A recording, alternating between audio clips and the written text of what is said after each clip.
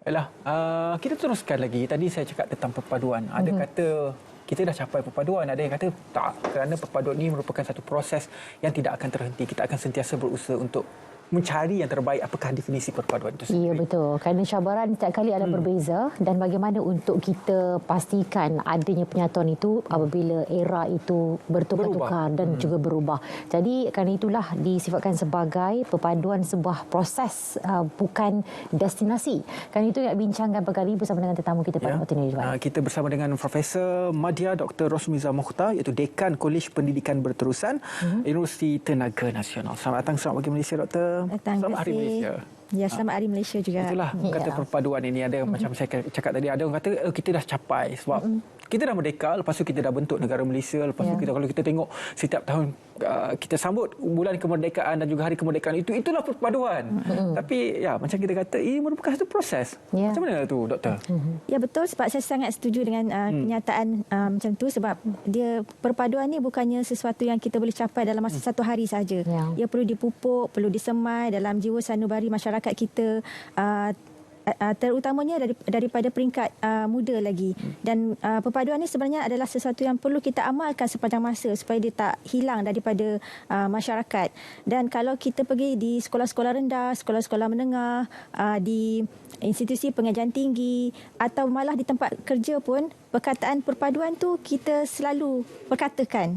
So bila kita selalu perkatakan, selalu dengar, so perkara tu dia akan tersemak dalam jiwa dan sanubari kita. So macam di sekolah-sekolah, pelajar-pelajar mengikuti mata pelajaran sejarah, kan. So perkara-perkara ni, perpaduan ni diasah daripada muda dan melalui proses sampai perpaduan tu menjadi satu sebati dalam jiwa masyarakat kita.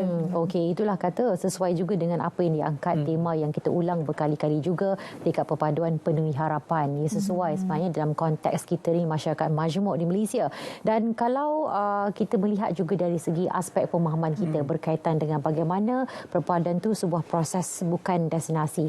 Jadi ia perlukan satu dinamika yang tersendiri. Jadi pada khidmat Prof sendiri, kenapa sebenarnya perlunya bagi apa yang kita nak cuba sampaikan ini dilaksanakan oleh setiap individu itu sepanjang masa, bukan hanya berhenti setakat apa dan selesa dengan apa yang ada. Okay, saya setuju juga dengan kita kaitkan perpaduan tu dengan pembelajaran sepanjang hayat. Okey, saya boleh kaitkan dengan Malaysian Qualification Framework 2.0 yang mana kita nak memupuk domain efektif dalam kalangan pelajar kita dari segi perasaan, emosi dan sikap individu. So saya boleh ambil contohlah, kalau di institusi pengajian tinggi, contohnya saya ambil Kolej Pendidikan Berterusan di Universiti Tenaga Nasional, kita menawarkan mata pelajaran yang boleh membawa kepada perpaduan di kalangan pelajar seperti penghayatan etika dan peradaban, falsafah isu semasa yang mana kita menekankan tentang falsafah pendidikan negara dan juga rukun negara. Dan kita menawarkan juga mata pelajaran seperti comparative religion, di mana kita nak pelajar-pelajar kita cakna dengan kepelbagaian agama kan yang terdapat di Malaysia ni. Dan juga kita juga mahu pelajar kita lebih dekat dengan komuniti dan juga masyarakat setempat melalui mata pelajaran CSR, yang mana aktiviti CSR ini dijalankan oleh pelajar-pelajar di institusi pengajian tinggi yang pelbagai bangsa. Okey, dan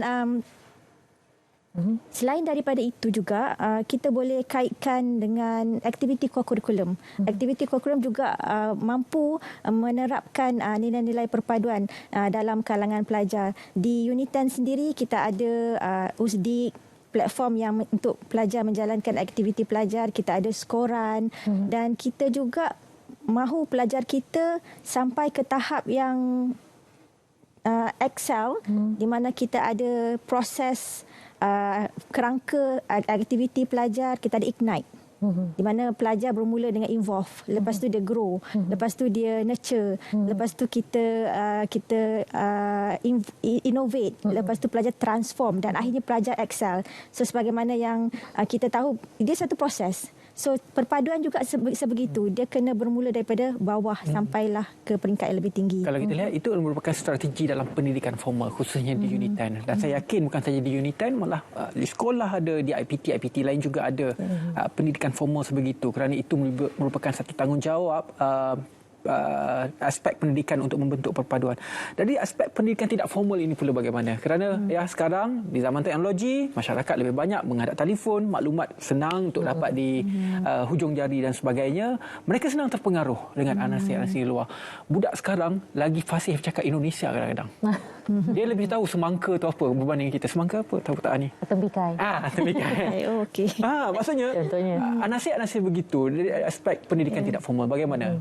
Okey, kalau dari segi pendidikan tidak formal tu, saya lihat kalau pelajar dia generasi sekarang ni lebih kepada media sosial. Tapi kita perlu ada rasa tanggungjawab lah bila kita menggunakan media sosial. Kita perlu ada rasa tanggungjawab sebab sekarang ni semakin pesat lah teks ke video ke ditularkan, diwawarkan, dan lebih nampak kepada sisi negatif media sosial tu. So adalah sangat penting bagi pengguna media sosial ni supaya lebih rasa bertanggungjawab, menyemak sama ada berita tu palsu ataupun benar sebelum dia berkongsi. Dan kalau dia membaca ke ataupun mendapat info daripada dia, kena pastikan info tu adalah info yang betul.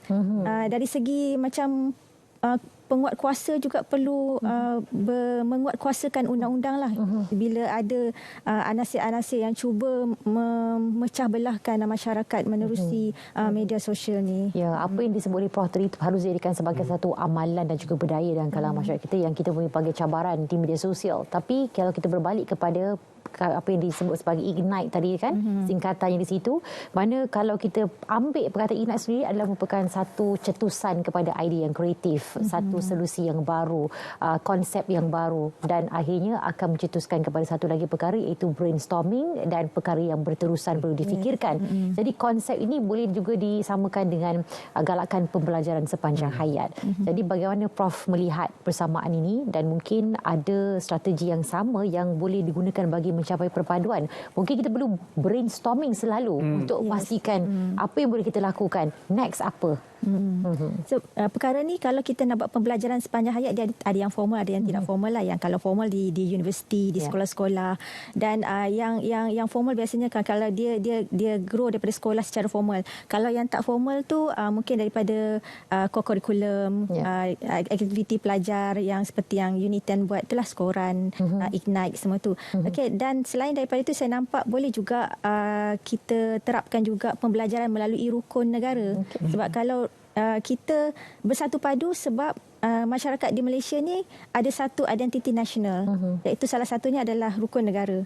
Kan kita bersatu, kita mengamalkan satu prinsip yang sama, iaitu rukun negara. Kalau kita dapat masyarakat Malaysia menghayati rukun negara tu, kita boleh membawa kepelbagaian kita dalam bersatu padu. Dan satu lagi yang saya nampak program-program yang dijalankan oleh kerajaan, kan di bawah kementerian, contohnya Kementerian Perpaduan Negara. So baru-baru ni saya rasa kalau tak silap saya, pada bulan Mei yang lepas kita ada Kembara Perpaduan Negara 2023 yang dijalankan oleh Kementerian Perpaduan Malaysia. So di situ juga satu perkara yang bagus, sebab pelbagai lapisan masyarakat daripada muda sampailah ke dewasa dapat sama-sama menyertai program itu. Adalah program yang tidak formal. So di situ kita dapat mendedahkan kepada masyarakat kita tentang perpaduan. Okey, dan satu lagi kita nampak yang kerajaan Malaysia memang seriuslah dengan perpaduan ini, sampai kita ada dasar perpaduan negara, kita ada blueprint perpaduan negara, kita ada tindakan perpaduan negara dan sebagainya. Jadi itu langkah yang diambil oleh kerajaan sejak dahulu lagi sampailah sekarang. Namun cabaran-cabaran itu pasti ada. Kalau dulu cabarannya banyak berbentuk fizikal. Kalau kita ingat lagi tragedi Kampung Rawa, tragedi Kampung Medan, itu semua adalah tragedi-tragedi yang menggambarkan perpecahan kaum pada ketika itu. Tapi sekarang sudah tidak ada. Alhamdulillah. Itu yang kita mahukan.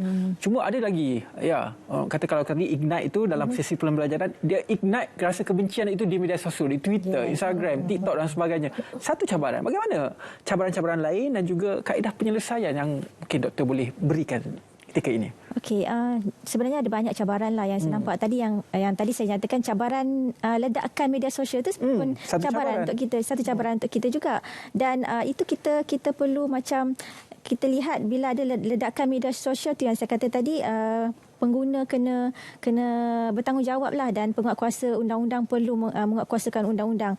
So pemantauan tu perlu ada.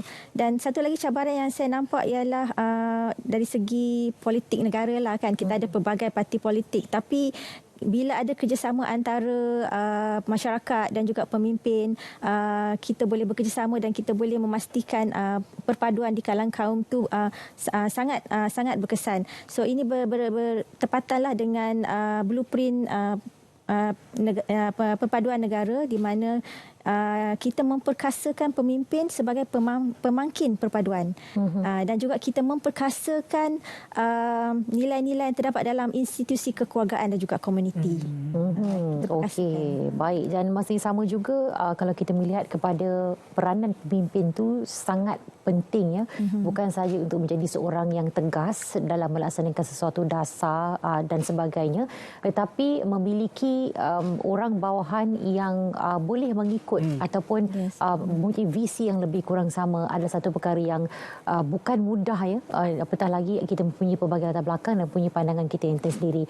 Jadi bagaimana untuk kita memanai perpaduan itu sendiri ya? Sebab nak mencari makna, pengertian bukanlah satu perkara yang mudah dan kita mempunyai perspektif yang tersendiri. Jadi bagaimana kita boleh lakukan dan sama-sama kita berjuang ke arah yang satu untuk perpaduan? Okey, itu memang kita bermula dengan kita punya pemimpin lah. Memang pemimpin sebagai pemangkin kepada perpaduan. Kalau biasanya masyarakat dilihat kepada pemimpin. Kalau pemimpin salah, kita pun ikut salah. Kalau pemimpin ke jalan yang betul, kita pun ikut. Sebab kita pemimpin masing-masing ada pengikut masing-masing. So, pemimpin tu memainkan peranan yang penting lah untuk menjadi nakhoda kepada masyarakat setempat ke ataupun sesebuah negara ataupun sesebuah negara. Apabila hilangnya keyakinan terhadap seseorang, ketua itu sendiri ataupun mana kita di tempat kerja, majikan, mula-mula kita ikut atau terhadap visinya, tetapi mungkin kita punya pandangan dan juga mempunyai banyak sangat saluran daripada media sosial yang mempengaruhi kita. Jadi bagaimana sebenarnya untuk kita percaya dan yakin apa sebenarnya visi dan hala tuju dalam konsep ataupun apa yang kita ketengahkan sekarang adalah kita untuk kekalkan perpaduan itu sendiri. Jadi bagaimana kita nak pergi ke satu hala tuju yang sama, tapi cabaran dan juga dugaan yang berlaku, pengaruh yang masuk pada kita akan dapat kita tepis kalau kita ni yakin walaupun kita ada ragu-ragu di dalam hati. Jadi bagaimana untuk kita teruskan? Okey. Perpaduan ni kalau kita tengok definisi dia adalah satu proses menyatu padukan masyarakat melalui satu identiti nasional. So macam masyarakat di Malaysia ni kita boleh satu padukan bila kita ada rukun negara. Kita ada ideologi yang sama. Begitu juga dengan di tempat kerja kan, bila majikan, sesuatu organisasi masing-masing memang mereka mempunyai prinsip ataupun ideologi yang kita pekerja dengan majikan sama-sama ikut berpunca. So kalau majikan walaupun majikan tak betul pun, tapi bila pekerja ataupun masyarakat tu ditekankan dengan satu prinsip yang sama, mereka akan menghala pada satu prinsip yang samalah. Ya, dan akhirnya result ataupun keputusannya itu akan dapat kita lihat dan perjalanan itu mungkin akan ambil masa yang panjang. Tetapi kalau kita teruskan dan satu visi yang sama, pasti kita akan dapat mencapai kejayaan bersama-sama. Tapi yang paling penting adalah kita perlu berasimilasi dengan keadaan sekarang, teknologi sekarang. Tetapi dalam keadaan kita berasimilasi, identiti nasional tidak boleh kita pinggirkan. Terima kasih banyak-banyak kepada Profesor Madya Dr. Rosmizah Mokhtar, iaitu Dekan Kolej Pendidikan Berterusan Universiti Tenaga Nasional, sudi berkongsi dengan kita hari ini buah fikir berkenaan dengan perpaduan yang merupakan sebuah proses. Ia bukan lagi destinasi yang kita capai. Baiklah, selepas ini kita akan bersama dengan rakan penerbit Kepada Bek Akmal Aziz yang merupakan salah seorang ahli pasukan dalam Media Community Drive 2023. Ini adalah pertandingan Treasure Hunt. Kita nak tengok apakah di mana mereka sekarang. Kerana saya difahamkan daripada Rawang nak pergi ke Penang jauh. Oh, okey. Jadi baik, jadi gambarannya terus kita bersama dengan sahabat-sahabat kita dari sana. Mungkin Rozaimi juga ada laporan. Rozaimi juga ada di sana. Teman kita. Ya, silakan. Silakan.